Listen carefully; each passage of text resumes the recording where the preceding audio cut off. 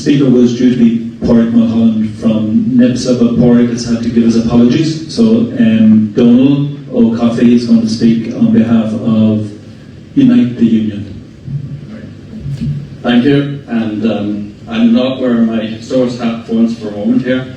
I am mandated to do this by Unite. Unite has a policy on this, and Pádraig Mulholland, who is the Deputy Regional Secretary of NIPSA, the largest trade union in Northern Ireland, was meant to be here, but he's got stuck into organising a strike in Belfast, so it's a bit of he was unfortunately unable to come up here.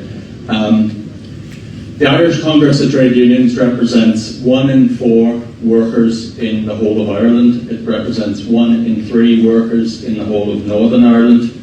And the policy of the Irish Congress of Trade Unions, as defined at the last biennial delegates conference, is to support the roadmap, is to support the restoration of emergency general surgery at Southwest Acute Hospital, and it was the call for the cancellation of the consultation on the permanent withdrawal of emergency general surgery. That's very important because the trade unions represent the overwhelming majority of health workers.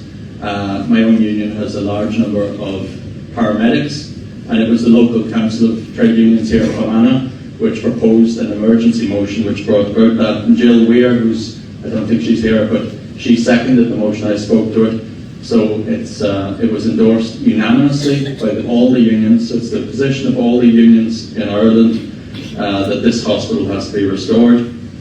I would have to say from a trade union perspective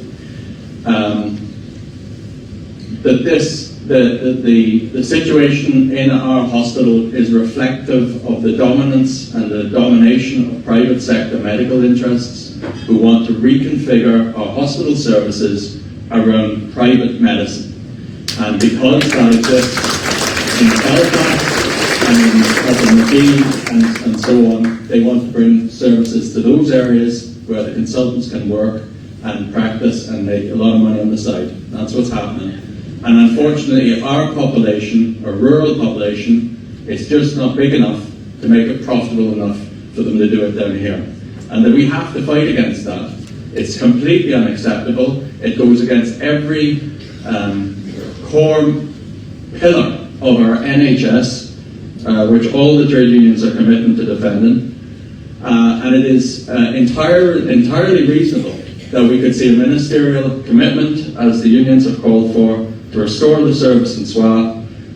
There are 20 consultant surgeons based in Altnagelvin, based in the hospital. There's not one based in SWAH.